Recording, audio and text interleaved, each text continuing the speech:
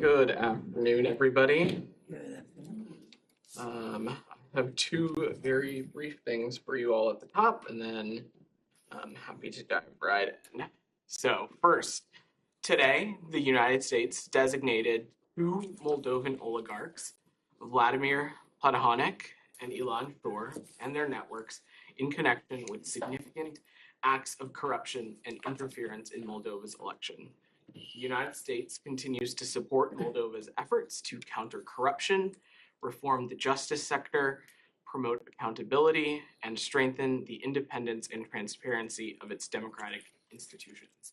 These designations reaffirm our commitment to tackling corruption as a first-order national security threat and for promoting accountability for systemic efforts to undermine Moldova's democratic institutions and elections, including the Kremlin's election interference operations in Moldova. The U.S. will continue to use all available tools to disrupt kleptocratic interests within Moldova and threatening its democracy from abroad. One more thing, it has been 40 days since the death of Mahsa Jina Amini in the custody of Iran's so-called morality police. We join her family and the Iranian people for a day of mourning. In the past 40 days, Iranian authorities have killed hundreds more in a brutal crackdown to suppress peaceful protests sparked by Mahsa's death, including many more young women and girls. Their bravery in continuing to lead protests in the face of this crackdown is an inspiration to the world. Today, we are announcing a joint action between the State Department and Treasury Department designating 14 individuals and 3 entities using 5 different authorities. These newly sanctioned individuals and entities represent a range of those responsible for Iran's repression. There are senior leaders of the security apparatus, mid-level officials who have believed that they could commit abuses against their neighbors while preserving their anonymity, and organizations and individuals who have attacked the Iranian people's ability to use the internet to communicate with each other and the world. Peaceful protests by large numbers of Iranians are now well into their second month, as is the Iranian regime's attempts to violently suppress them. The regime's ongoing violent crackdown, pervasive surveillance of citizens, and disruption of communications are the latest reminder of the Islamic Republic's flagrant disregard for the fundamental freedoms and human rights of Iranians. We will continue to look at the tools at our disposal and take action to support the people of Iran as they peacefully protest for their human rights in the face of brutal repression. Matt, if you want to kick us off. I didn't have anything to start, but since you went on a little bit at length about Iran, I will ask you this. The other day, Ned was quite reluctant, in fact, loath to and would not ascribe any motive or describe what the calls that you're seeing from the protesters are. Are you at a point now where you're able to say with some certainty that you know what the protesters are demanding? So, I don't have anything new or different to offer from what Ned said. Iran's leadership is facing a problem of its own making, and it continues to accuse the U.S. of instigating these protests. And let's be clear, these protests are about the Iranian people and their demands. And we also are trying to be very careful to not play into the regime's disinformation about the United States being behind these protests. And our policy is designed around finding practical ways to support the Iranian people with the tools that this administration has in its arsenal to support the Iranian people in the face of the brutal, violent crackdown, the internet disruptions, and the denial of basic human rights and the state-sponsored violence that we're seeing. So it's fair to say then that your reluctance to give a description or to say what you believe the Iranian protesters want is because you're concerned that by doing that you will play into the government's allegations that the U.S. is behind it? Well, is that it, or is it? I think the Because- key takeaway here, Matt, is that no one, not myself, not Ned, or no one in the U.S. government should claim or can claim to speak for these protesters. Only they can do that. And our role is to continue to take steps and take practical efforts to use the tools at our disposal to hold the regime accountable for what we are seeing happen across Iran. Well, I don't think anyone's asking you to speak for the protesters. But what I'm asking you to do is to say what your understanding is of what their demands are. Again, Matt, I don't understand how that's speaking for them. If you can, I appreciate your question, and I understand what you're asking, but that is not for us to characterize. What we are seeing is the Iranian people demand basic human rights, rights of expression, as this started in the death of Masa Amini, and we're seeing the Iranian people make their voices heard. But I don't have any other specific assessment to offer. Let me go to Gita's side, and then I'll come to you. I'll keep on in Iran on this issue. I'll come back to you, I promise. Go ahead. But if you were to describe what is happening in Iran in just one word, what word would that be? I think it would be improper to try and categorize this in one word. so improper is the word. One word. That's not the word that I am trying to use either. What this is about is the Iranian people making their voices heard, standing up for basic human rights, standing up against the state-sponsored violence against women that we're seeing all across Iran. In the last 40 days alone, we have seen security authorities killing hundreds of peaceful protesters who are outraged by Masa Amini's death, including many other young women and girls. And their bravery, continuing to lead these protests in the face of this crackdown, is an inspiration to many across the world. And so what this administration is going to do is going to continue to collaborate with our allies and partners and continue to take steps to support the Iranian people and hold them accountable for these egregious human rights abuses and for their violent crackdown that we're seeing. What other way is there to support them besides sanctioning the forces that are suppressing them and giving them access to technology? We continue to have a number of items in our tool belt, and I would not minimize the sanctions and the actions that this administration has already taken. Targeted sanctions impose real costs on individuals and the country writ large, as well as the organizations that we've designated. It further isolates them on the global stage, and it imposes real costs. I will also note that targeting individuals and entities, they are also denied access to U.S. financial systems and the financial systems of other allies and partners, depending on other countries who are designating them. So these things have real consequences. One more, sorry. Go ahead. While this is going on with the demonstrators in Iran, Murad Tahbaz has been taken back to prison.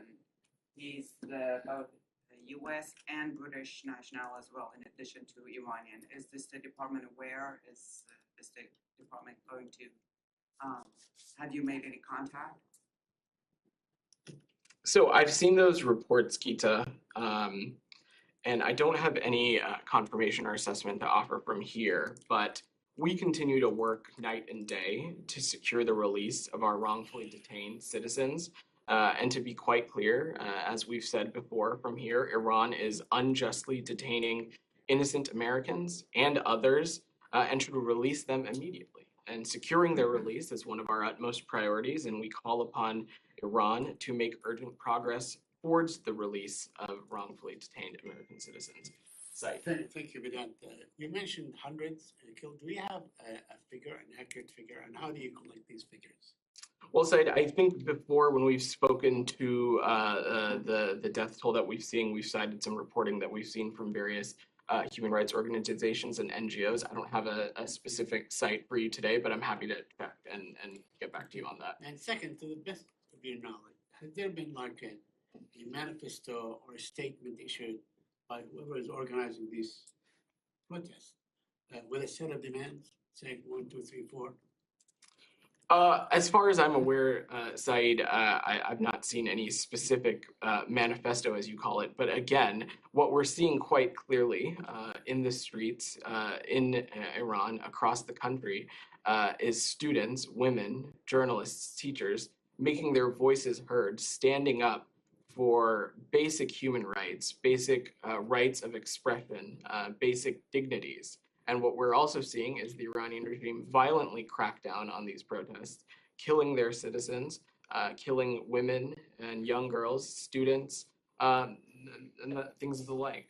Yeah, I understand. I mean, I know in this case you're in predicament. You want to help these protesters achieve their goals, but you don't have an address to send this whatever aid or whatever help you can provide to them. In the absence, Saeed, we are helping. We are taking. We have Okay, taken but over the maybe you can share. over the course of these 2 months that these protests have started. We have taken direct, concrete actions to support Iranian protesters. Starting first, I believe earlier this month, designating the so-called morality police, designating other entities of Iran's security apparatus, issuing general licenses to allow the easier flow of communication, not just among Iranians, but also between Iran and the outside world. And today, we've designated 14 individuals, 3 entities, and using 5 designations across the interagency. So we are taking action, and we're helping how we can. Do you have a comment on a terrorist attack today in Shiraz that killed 15 Iranians? I've not seen that specific report today, Saeed, but of course, any loss of life is heartbreaking, and we send our condolences, and we're continuing to see if there's any additional information. Anything else on Iran before we move away? All right, Simon. We can move on to North Korea. Sure.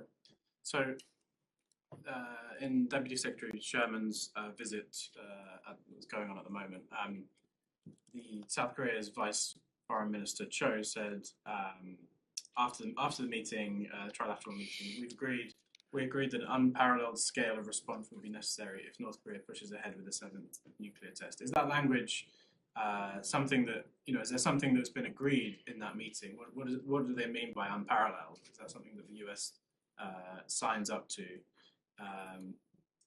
And separately, do you have any hope of getting China or Russia to sign up for new UN sanctions on North Korea? Well, Simon, I'm not going to categorize or try to speak for the foreign ministry of our partners in the Republic of Korea, but I think you saw Deputy Secretary Sherman speak while also on her travels, and was quite clear that this kind of provocation and aggressive action, threatening action, we view it as irresponsible, and it is not only unsafe, but these missile violations, these missile launches violate multiple UN Security Council resolutions. And so we will continue to do what we have been. We're going to consult with our allies and partners. As you know, Deputy Secretary Thurman is in the region. And as it relates to other permanent members of the Security Council, it is, of course, our hope that they will join us in holding the DPRK accountable. But even as recently as earlier this month, we did not see that from the PRC in Russia. And instead, we saw parroting of disinformation that the U.S. provocations was somehow behind these launches, which is just absolutely not true. You just talked about missile launches, but you've also been warning of the nuclear test, and specifically on the question of if the North Koreans conduct that test and what the consequences would be. Is there something that you're actually able to say on? Simon, I'm of course not going to read out specifically the various tools in our tool belt that we have to hold the DPRK accountable, but we have a number of tools available.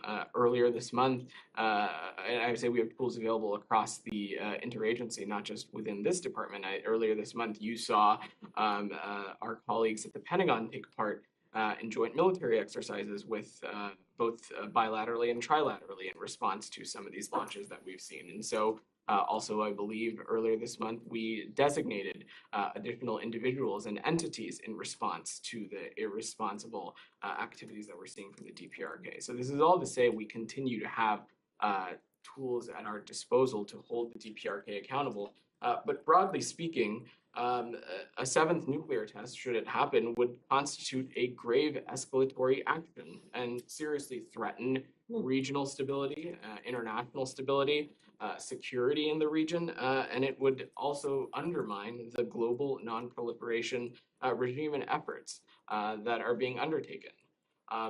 So we are going to continue to collaborate closely with our allies and partners, but I don't have a litany line item list for you of potential actions that we could take. Still on DPRK or moving No, away? moving. Anything else on the region before we move away?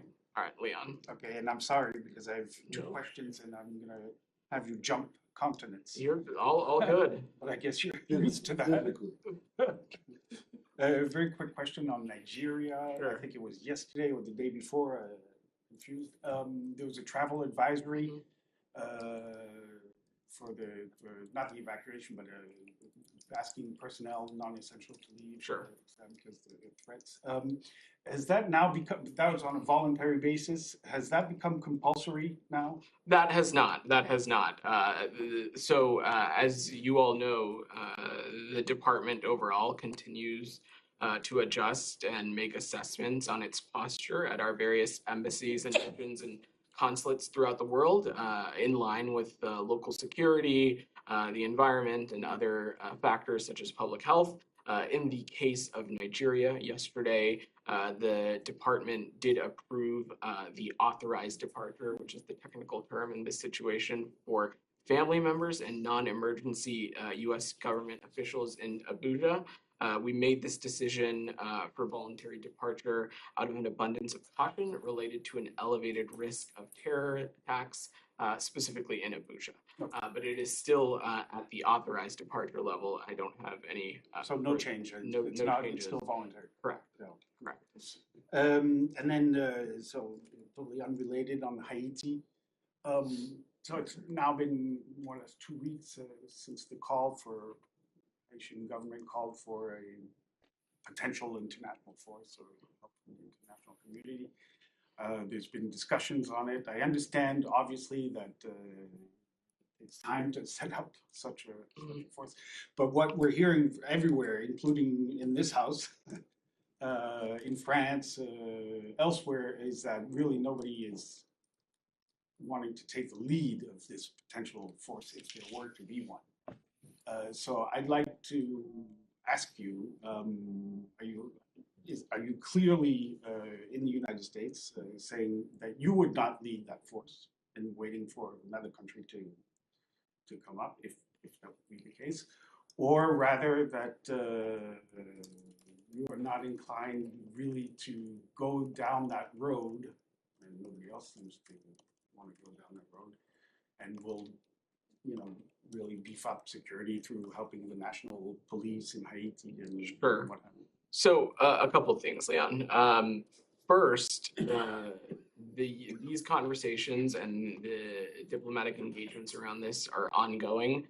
We continue to work closely with our Mexican partners on a draft resolution, and those conversations continue to be ongoing. And our ambassador in New York, Linda Thomas Greenfield, spoke to this as recently as yesterday. And we are continuing to work night and day on this and do so in a way that addresses the concerns raised not just by the Haitian government, but also the Secretary General. On the United States' role, as I've said previously, the U.S. will consider the most effective means to support, enable, and resource this mission. As I've said before, we are proposing a limited and carefully scoped non-UN mission led by a partner country, and we will work with partners and other council members to set defined and specific parameters for the mission. And at the beginning of your question, you said that it has been 2 weeks, and I want to again note that we have taken action to address the dire humanitarian concerns in Haiti. We have, I believe, about a week and a half ago, over the weekend, a U.S.-Canada joint operation delivered vital security-related equipment to Port-au-Prince. We also, I believe, earlier this month, imposed visa restrictions and took other designations against Haitian officials and other individuals involved in street gangs and some of the activities that have contributed to the humanitarian crisis we are seeing in Haiti right now. Prior to that, Assistant Secretary Nichols led an interagency delegation to Port-au-Prince, where he met not only with Haitian government leaders, but members of civil society, members of the private sector. So this is something that we continue to remain deeply engaged on. Also of note is the UN Security Council resolution that successfully passed last week. But these processes take time, and we're continuing to work through them diligently. Go ahead, Alex. Thank you, Vedant. Two topics. First on Russia, but if you come back to me on questions later, I'd appreciate that. There are reports that Russia is now recruiting Afghan commanders trained by the U.S. Navy SEAL. And there are also reports that Kadyrov declared great jihad against Ukrainians. There are also reports that Putin today personally attended military drill, and which involves practicing missile launches. First of all, what do you think about those reports? Secondly, are you sure that Russia is not acting like a state that sponsors terrorism? So a couple things, Alex. First, some of this reporting I've also seen, but I don't have any new assessment to offer or confirmation from the department for that matter. But I think the big takeaway here is that once again, this is another example of how the Russian Federation's war is not going according to President Putin's plans, and he is having to turn to increasingly desperate actions to keep the war machine going. And this is a possible follow-up to the Russian Federation attempting to provision assets from places like the DPRK and Iran and elsewhere. I have no updates to offer on state sponsor of terror designation. As we've said quite clearly, and you've seen the president speak to this, we continue to believe that, one, we have a number of tools at our disposal to hold the Russian Federation accountable, and we've done that. Designations that, in many cases, supersede what a state sponsor of terror designation could be. But also, there has been some specific concerns from humanitarian organizations and NGOs that a specific state sponsor of terror designation could impact and significantly impair the important work that they are doing in the country in terms of humanitarian work and humanitarian assistance that they can offer. They're doing it in Ukraine. Correct. What is the connection between Russia being a terrorist state and NGOs not being able to operate in Ukraine? I'm just trying to. We can look into the how the specific impacts would be, but the feedback that we've heard from a number of operating in the region, that a specific designation like that would make their work more difficult to accomplish. And how did you interpret Putin's personal attending today's military drill? Was it bullying? Was it blackmailing? Was it just acting as a, as Putin? I never want to try to be in the head of President Putin, so I don't have any other assessment to offer there. But what I can assure you is that this is something that this administration is going to continue to pay close attention to, and we'll continue to support our Ukrainian partners. Just following up on Russia, Secretary Blinken earlier today was asked about the consequences, once again, if Russia uses nuclear weapons in the war in Ukraine. And he said, quote, "We've communicated directly and very directly to the Russians, President Putin, about the consequences." Can you be a little bit more explicit with us? Who exactly has communicated that message to President Putin? Thanks, Kelly. I don't have any specific calls to read out or share that we haven't already over the past days. But this is not something new. We have said over the past many weeks and months that we have raised this both privately and publicly with the Russian Federation. And as over the course of the past 2 weeks, you have seen members of this administration dialogue directly with their counterparts in Russia and express these concerns and the potential for dire consequences that we have, as no doubt likely have made its way back to President Putin. But I don't have a specific engagement to read out Great. for you. And then just a follow-up, the Russian ambassador to the UK said today to CNN that Russia is not going to use nukes. Is there any reason to take what Russian officials are saying on this front at face value, just given what they have said, of course, leading up to the Russian invasion of Ukraine? Look, firstly, and Ned spoke to this earlier in the week as well. We have no reason to adjust our own nuclear posture, nor do we have any indications that Russia is preparing to use a nuclear weapon. What this is about is the irresponsible rhetoric and the irresponsible tactics that the Russian Federation is taking to talk about this. It is another trend in their long line of saying that another country is going to do something, and then they themselves are ones to carry out that action. And so it's this kind of irresponsible rhetoric that continues to be deeply troubling.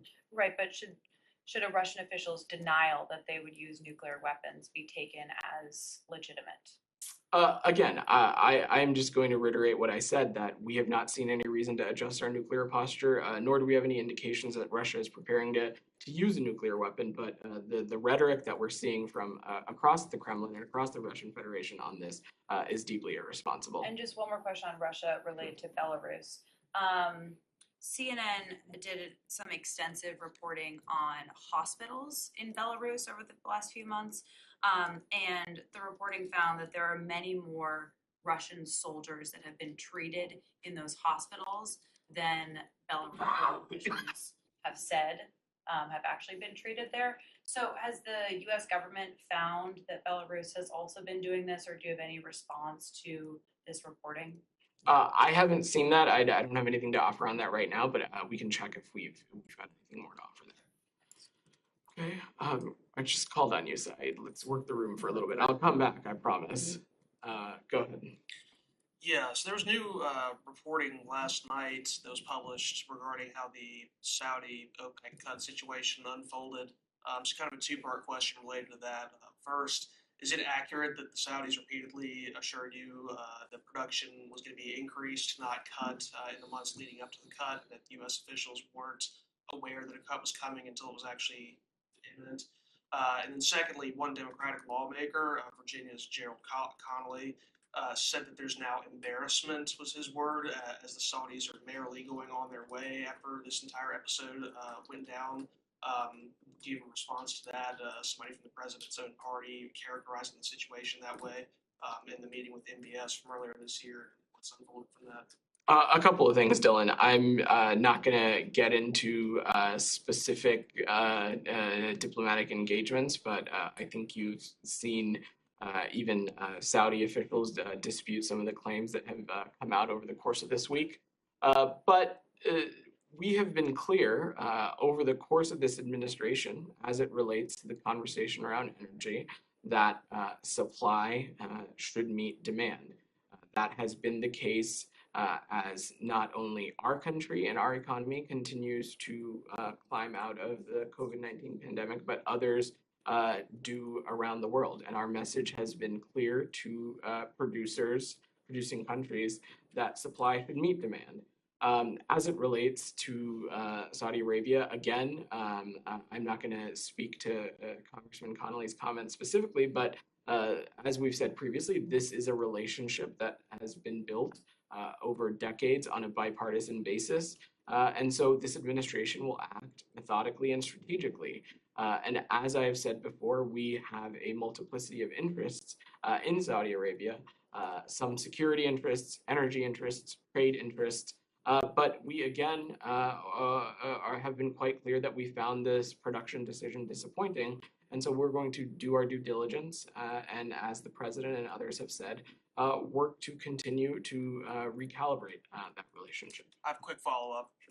the reporting indicated that the nature of the meeting with MBS this summer was largely focused on energy and these potential OPEC cuts in production. You mentioned that there's a multiplicity of facets to the relationship, and the administration has maintained that meeting was not all about oil. Do you still assert that that's not the case? It wasn't a meeting all about oil? I do assert that. I was in Jeddah with the secretary and the president on that trip, and there were a number of finite things that came out of that trip. Like I said, we have a multiplicity of interests with Saudi Arabia, and we continue to believe that to be true. Said. Thank you. I want to switch topics. Sure. To the Palestinian issue.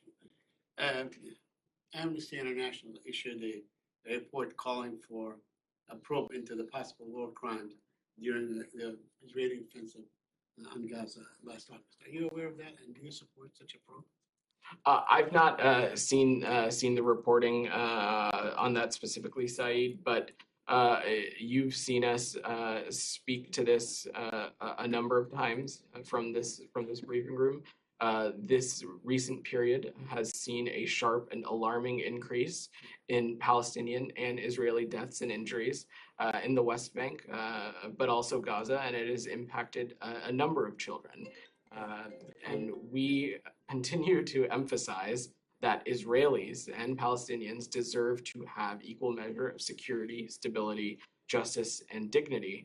And it is vital that that the cessation of hostilities take place. So do you support efforts by Amnesty International in this case? Do you support their effort, or you dismiss Amnesty International as a credible organization? Amnesty International is certainly a credible organization. I just haven't seen this specific report, so I'm not going to comment on it. According to the Israeli President's office, in his meeting yesterday, President Herzog's meeting with Secretary Secretary Blinken. How You almost got a long time. Blinken. Anyway, Secretary Blinken's meeting, he shared with him evidence, or he told him that there's evidence that the Israelis have about Iranian use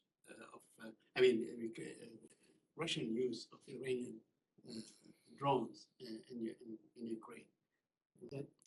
Said, we read out Secretary Blinken's bilateral engagement with President Herzog. I don't have anything additional to offer, and certainly I'm not going to get into reported intelligence sharing or anything like that. And lastly, today during his meeting with the president, President Herzog reminded President Biden that it's been 40 days since Mahsa Amini died, and that is true, as you mentioned.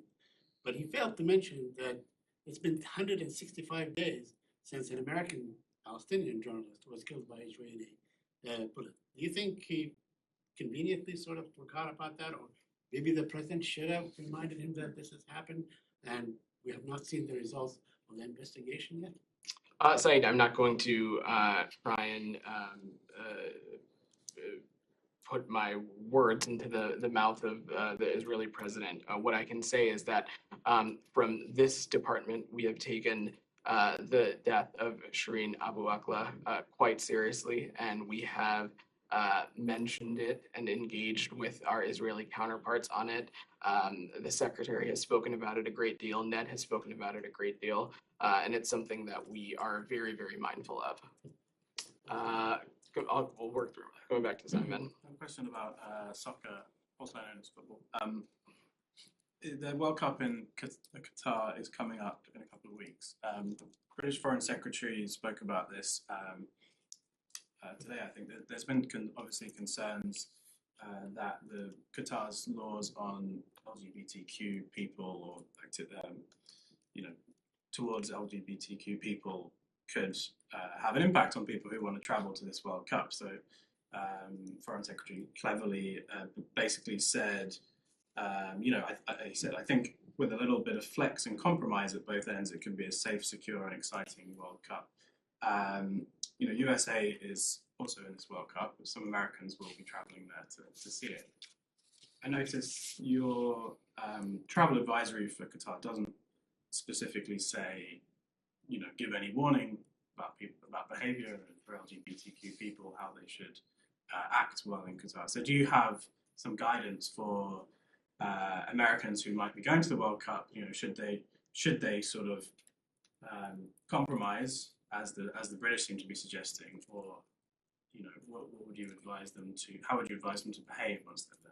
Well, Simon, we have a number of lines of effort underway in this department to ensure the safety of American citizens when they travel abroad. And broadly, our guidance to any American citizen choosing to travel anywhere is to, of course, look at what the appropriate travel advisory designation is for a said country to ensure that you and any loved ones or fellow travelers register with our smart traveler system and the embassy so that they can stay up to breast on any developing situations on the ground. And as I said to Leon's question, when there is a change in the status on the ground that deems for us to change our travel advisory warning, both for our personnel in country, but also for American citizens,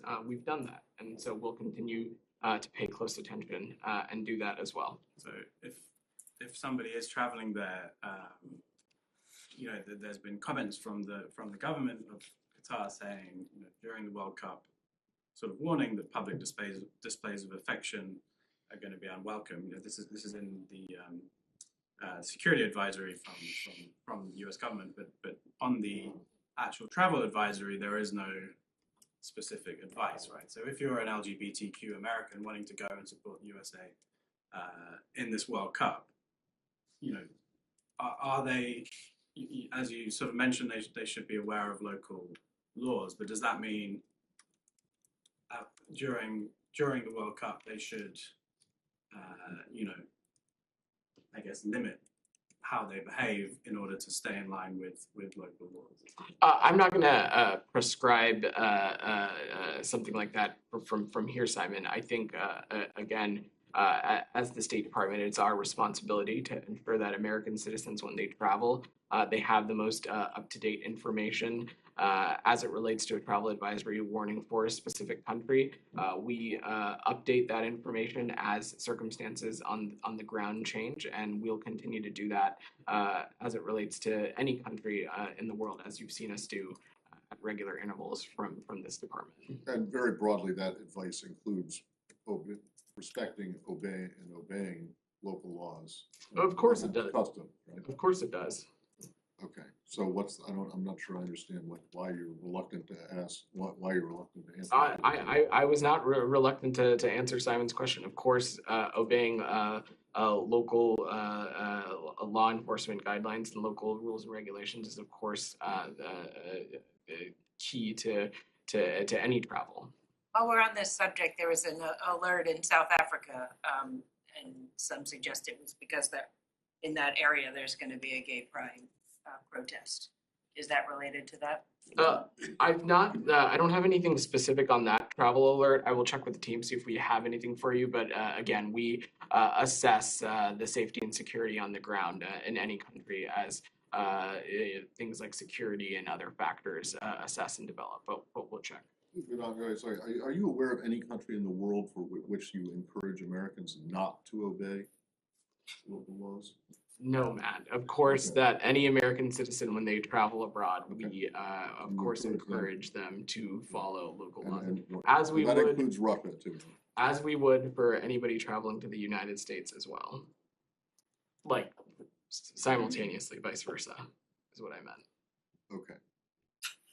Can I shift to South Caucasus, please? Sure. Thank you so much.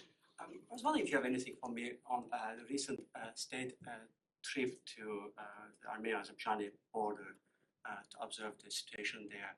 It was led by the director of Caucasus Affairs 2 days ago. I'm just curious how you want us to see that as an independent mission independent from the OSCE and EU missions. Is it a separate mission? So to take a little bit of a step back, the secretary has emphasized that the U.S. is committed to Armenia-Azerbaijan peace negotiations, and we have encouraged both leaders to meet in whatever format is most useful to them. Our viewpoint is that direct dialogue is key to resolving these issues and reaching a lasting peace.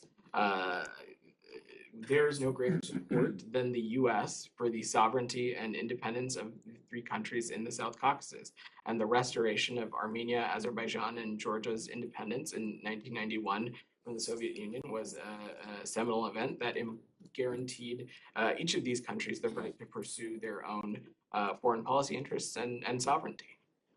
And my last one on this landmines issue, there are concerns from both Azerbaijan and Armenia, but Aziz put out some numbers out there 2 days ago that they have lost 262, since the end of 2024. I know this is something the state has been involved for a long time, and last time I remember Ned announced a month ago some 2 million of funding to help the sites to deal with the issue. And then, as you know, things have changed rapidly. The war broke, and I'm just wondering if that funding is still available, allocated, and if so, what is going on with that program? My understanding is that it is, but I will check. We can get you specifics and follow up with you afterwards. Thanks. Sure, in the back. On the Deputy Secretary's trip to Japan, I'm wondering how you conclude trilateral meeting between her and the Japan ROK counterpart. This time we could see the joint press conference after the trilateral meeting, which we couldn't see the last time. Can you give us some evaluation on that?